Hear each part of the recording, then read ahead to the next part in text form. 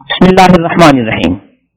آج ہماری گفتگو کا عنوان ہے سورہ اخلاص کے فضائل۔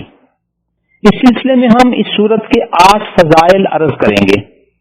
پہلی فضیلت صحیح بخاری کی حدیث نمبر 7375 میں ہے کہ ایک صحابی سفر میں تھے۔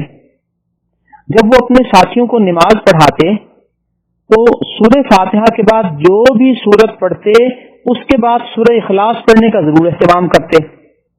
سفر سے واپسی پر نبی اکرم صلی اللہ علیہ وسلم کی خدمت میں ان کا یہ معمول عرض کیا گیا کہ یا رسول اللہ صلی اللہ علیہ وسلم، ہمارے یہ امام ساتھی نماز میں جب بھی سورہ فاتحہ کے بعد ایک سورت پڑھ لیتے تو اس کے بعد سورہ اخلاص کو پڑھنے کا اہتمام ضرور کرتے۔ آپ صلی اللہ علیہ وسلم نے ارشاد فرمایا کہ ان سے پوچھو کہ وہ ایسا کیوں کرتے ہیں۔ جب ان سے پوچھا گیا تو وہ فرمانے لگے اس لیے کہ اس سورت میں اللہ تعالیٰ کی صفات بیان کی گئی ہیں اور مجھے یہ بات محبوب ہے کہ میں اس سورت کو پڑھا کروں۔ آپ صلی اللہ علیہ وسلم کو جب ان کا یہ جواب بتایا گیا تو آپ نے ارشاد فرمایا کہ اخبروہ ان اللہ یحبہ، تم بھی اسے بتا دو کہ اللہ تعالیٰ بھی اس سے محبت کرتے ہیں، یعنی وہ سورہ اخلاص سے محبت کرتے ہیں تو اس عمل کی وجہ سے اللہ تعالیٰ بھی اس سے محبت کرتے ہیں۔ سبحان اللہ۔ سورہ اخلاص کی دوسری فضیلت صحیح بخاری میں ہے کہ مسجد قباء میں ایک انصاری صحابی امامت کیا کرتے تھے۔ وہ سورہ فاتحہ کے بعد اپنی قرات کا آغاز سورہ اخلاص سے کرتے اور پھر کسی اور سورت کا اہتمام کرتے۔ نمازیوں نے کہا کہ تم جب سورہ اخلاص پڑھ لیتے ہو تو پھر دوسری سورت پڑھنے کی ضرورت کیا ہے؟ لیکن انہوں نے یہ کہا کہ دیکھو میں تو ایسے ہی کروں گا کہ سورہ فاتحہ کے بعد سورہ اخلاص پڑھوں گا پھر کوئی اور سورت پڑھوں گا، تمہارا جی چاہتا ہے تو مجھے امام مان لو، نہیں تو کسی اور کو امام بنا لو۔ ان کا یہ عمل نبی اکرم صلی اللہ علیہ وسلم کی خدمت عالیہ میں عرض کیا گیا تو آپ صلی اللہ علیہ وسلم نے اس سے پوچھا کہ تم ایسا کیوں کرتے ہو؟ اس انصاری صحابی نے عرض کیا یا رسول اللہ صلی اللہ علیہ وسلم انی احبھا، مجھے یہ سورت بڑی محبوب ہے اس لیے میں اس کو ہر رکعت میں اس طرح پڑھتا ہوں۔ آپ صلی اللہ علیہ وسلم نے ارشاد فرمایا حبک ایہا ادخلک الجنہ، اس سورت کے ساتھ تمہاری اس محبت نے تمہیں جنت میں داخل کرنے کا فیصلہ کرا دیا ہے۔ تیسری فضیلت حضرت ابو سعید راوی ہیں کہ حضرت قتادہ بن نعمان رضی اللہ تعالیٰ عنہ نے ایک صحابی کو سنا کہ وہ رات کو سورہ اخلاص بہت زیادہ پڑھ رہے ہیں اور بار بار پڑھ رہے ہیں۔ انہوں نے صبح آ کر نبی اکرم صلی اللہ علیہ وسلم کی خدمت میں ان کے اس عمل کا ذکر کیا کہ یا رسول اللہ صلی اللہ علیہ وسلم، فلاں صحابی رات کو سورہ اخلاص بہت زیادہ پڑھ رہے تھے۔ ان کے بیان کرنے کا لہجہ کچھ یوں تھا کہ جیسے یہ کوئی بہت بڑا عمل نہیں ہے، عام سی بات ہے۔ آپ صلی اللہ علیہ وسلم نے جب یہ محسوس کیا تو فرمایا والذی نفسی بیدہ انہا لتعدل ثلث القرآن، قسم ہے اس ذات کی جس کے قبضے قدرت میں میری جان ہے، بے شک یہ سورہ اخلاص قرآن کریم کے تیسرے حصے کے برابر ہے، یعنی اس کو ہلکا نہ سمجھو۔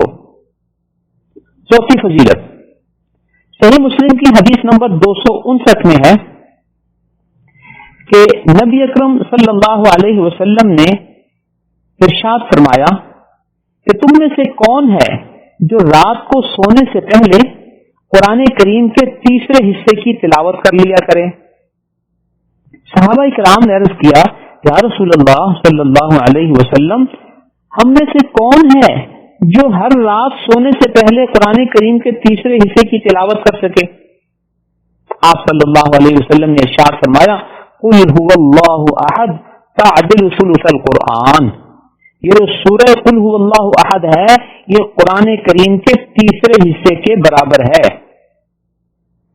پانچویں فضیلت صحیح مسلم کی حدیث نمبر 261 میں ہے کہ نبی اکرم صلی اللہ علیہ وسلم نے صحابہ کرام کو حکم دیا کہ مسجد میں جمع ہو جاؤ.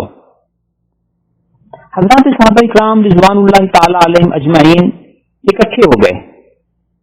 آپ صلی اللہ علیہ وسلم نے ارشاد فرمایا کہ آج میں تمہیں قرآن کریم کا تیسرا حصہ سناؤں گا.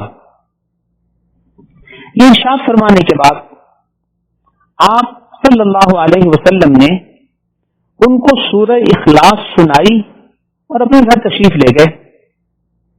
صحابہ کرام نے سمجھا کہ شاید وہی آ گئی ہے اس لیے آپ گھر تشریف لے گئے ہیں یا کوئی اور کام ہے جس کی وجہ سے گھر گئے ہیں. تھوڑی دیر کے بعد مربی صحابہ سیدنا محمد رسول اللہ صلی اللہ علیہ وسلم اپنے گھر سے باہر تشریف لائے اور فرمایا کہ یہ جو سورہ اخلاص میں نے تمہیں پڑھ کر سنائی تھی یہ قرآن کریم کے تیسرے حصے کے برابر ہے. گویا یہ سمجھانے کا اور ذہن میں بٹھانے کا ایک خوبصورت انداز تھا. چھٹی فضیلت، مسند احمد کی حدیث نمبر 15610 میں حضرت معاذ بن انس رضی اللہ تعالیٰ عنہ سے ایک عجیب فضیلت والی روایت منقول ہے کہ نبی اکرم صلی اللہ علیہ وسلم نے ارشاد فرمایا جو کوئی 10 دفعہ سورہ اخلاص پڑھ لے گا اللہ رب العزت جنت میں اس کے لیے ایک محل تیار کر دیں گے. امیر المؤمنین سیدنا عمر بن خطاب رضی اللہ تعالیٰ عنہ نے خدمت عالیہ میں عرض کیا یا رسول اللہ صلی اللہ علیہ وسلم پھر تو میں بہت سارے محل بنا لوں گا، یعنی میں بہت زیادہ 10 مرتبہ سورہ اخلاص پڑھوں گا اور ہر 10 مرتبہ کے بدلے میں میرا ایک محل تیار ہو جائے گا. آپ صلی اللہ علیہ وسلم نے ارشاد فرمایا کہ اللہ کی رحمت اس سے بھی زیادہ وسیع ہے. تم جتنی دفعہ 10 کر کے پڑھتے چلے جاؤ گے اتنے ہی تمہارے لیے محلات بنتے چلے جائیں گے. اس فضیلت کو اگر ہم اپنے ذہن میں بٹھا لیں تو 1 منٹ میں انسان 10 مرتبہ سورہ اخلاص پڑھ لیتا ہے. گویا 1 منٹ کی عبادت سے ہمارے لیے جنت میں ایک محل بن سکتا ہے. اس لیے ہم اندازہ لگائیں کہ ہمارا وقت کتنا قیمتی ہے اور کتنا وقت ہمارا ضائع ہوتا ہے کہ اگر ہم 1 منٹ کو قیمتی بنا لیں تو 1 منٹ میں جنت کا ایک محل بن سکتا ہے. دنیا کا ایک مکان بنانے کے لیے ہماری ساری زندگی کھپ جاتی ہے، لیکن جنت کا ایک محل جو دائمی ہے اس کو بنانے میں صرف 1 منٹ لگتا ہے. اللہ رب العزت ہمیں اپنے وقت کو قیمتی بنانے کی توفیق عطا فرمائے. اگر یہاں پر یہ بات بھی ذکر کر دی جائے کہ اگر آپ اپنے فوت شدگان کو کوئی تحفہ بھیجنا چاہیں تو 10 مرتبہ سورہ اخلاص پڑھیں، جنت میں آپ کے لیے ایک محل تیار ہو گیا. آپ یہ محل کسی بھی فوت شدہ کو اصحال ثواب کے طور پر بطور گفٹ پیش کر دیں کہ یہ ایک محل میری طرف سے فلاں کی خدمت میں پیش ہو جائے.